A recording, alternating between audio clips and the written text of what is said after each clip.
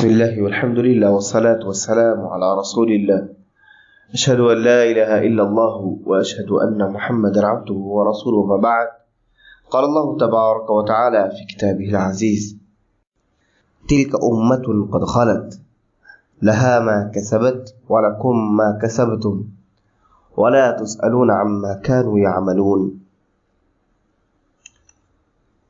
سورة البقرہ کی آیت نمبر 141 اور پہلے پارے کی آخری آیت کریمہ تلاوت کی گئی. اللہ تبارک و تعالیٰ فرما رہے ہیں تلک امت قد خلت، اے یہودیوں، اے نصرانیوں، تم جن کے بارے میں گفتگو کر رہے ہو، ابراہیم و اسماعیل و اسحاق و یعقوب اور یعقوب علیہ السلام کے بعد جتنے انبیاء آئے، تلک امت، وہ ایک امت تھی، وہ ایک جماعت تھی، وہ مبارک لوگ تھے، قد خلت، وہ گزر چکے ہیں، وہ دنیا سے خالی ہو چکے ہیں، اب وہ باقی نہیں ہیں.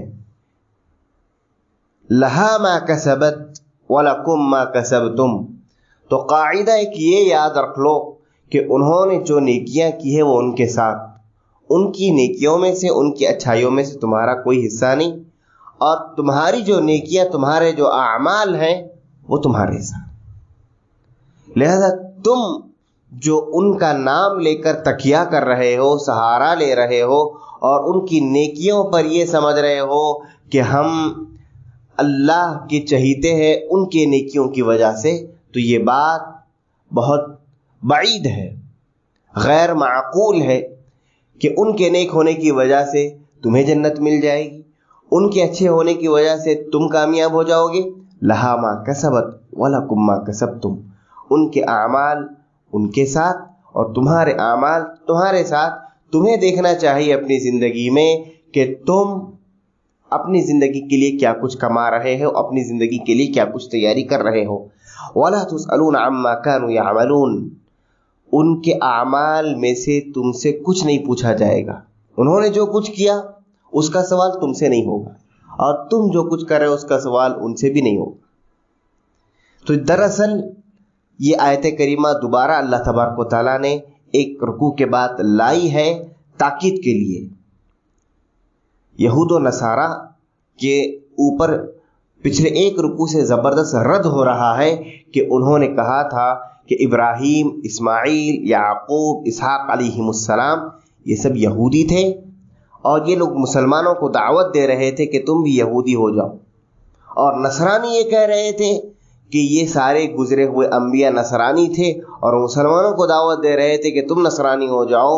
تو اللہ تبارک و تعالیٰ نے کہا تم یہ بات کیسے کہہ سکتے ہو کہ یہ لوگ تو موسیٰ و عیسیٰ علیہ السلام سے بہت صدیاں پہلے گزر چکے ہیں، اور وہ لوگ تو مشرک نہیں تھے، تم مشرک ہو. اور دوسری بات یہ ہے کہ وہ جو لوگ تھے وہ ایک مبارک قوم تھے، ایک بہترین امت ہے. تلک امت قد خلت، اب ان کا دنیا میں وجود نہیں ہے، اور انہوں نے جو کچھ عمل کیا وہ اپنے ساتھ لے گئے. تم جو کچھ عمل کر رہے ہو تم اپنے ساتھ لے جاؤ گے. ان کے اعمال کے بارے میں اللہ تم سے سوال نہیں کرے گا. انہوں نے اپنی آخرت کی تیاری کی، تم بھی حق کے راستے پر چل کر، اللہ کی بات پر ایمان لا کر، نبی کی بات پر ایمان لا کر، اور ہر نبی پر ایمان لا کر. یہودیوں موسیٰ پر جیسے ایمان لا رہے ہو ویسے عیسیٰ اور محمد صلی اللہ علیہ وسلم پر ایمان لاؤ. نصرانیوں جیسے تم عیسیٰ علیہ السلام پر ایمان لائے ہو ویسے موسیٰ اور محمد رسول اللہ صلی اللہ علیہ وسلم پر بھی ایمان لاؤ، اور ہر نبی کی ہر بات پر ایمان لاؤ. تب جا کر حقیقی کامیابی تم کو مل سکتی ہے. اللہ تبارک و تعالیٰ نے یہ باتیں کہہ کر ان کے دعووں کو باطل قرار دے، زبردست رد کر دیا کہ یہودی ہی دین حق ہے، نصرانی ہی دین حق ہے جس کا وہ دعویٰ کر رہے تھے. اور ان کا یہ دعویٰ تھا کہ جنت میں صرف یہودی جائیں گے، جنت میں صرف نصرانی جائیں گے. ان دعووں کی بھی اللہ نے جڑ کاٹ دی اور کہا کہ تم جو آج کر رہے ہو وہی چیزیں تمہیں جنت یا جہنم کے مستحق بنا سکتی ہے.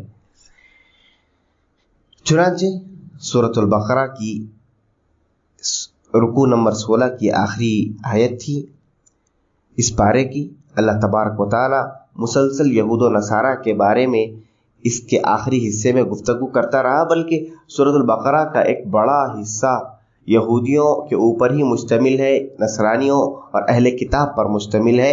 تھوڑا سا حصہ اس میں منافقین کے بارے میں ہوا، اور تھوڑا سا تذکرہ مشرکین مکہ کے بارے میں ہوا، اور ابتداءً تھوڑا سا تذکرہ مومنین کے بارے میں ہوا۔ اب اس کے بعد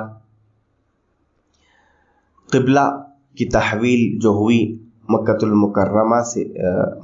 المکرمہ کی طرف مسجد الاقصیٰ سے، اس کی بحث دوسرے پارے سے شروع ہوتی ہے۔ اللہ تبارک و تعالی ہم تمام کو قرآن مجید کو کثرت سے پڑھتے رہنے کی توفیق عطا فرمائے۔